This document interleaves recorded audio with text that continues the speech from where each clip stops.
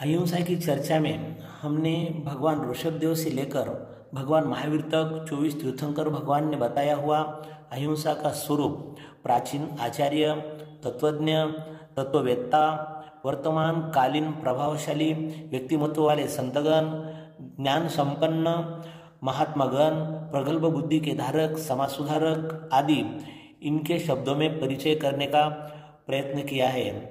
इस धरती पर विद्यमान सभी धर्म और धर्मशास्त्रों में अहिंसा को ही पूर्णतया श्रेष्ठ व हितकारक कहा है।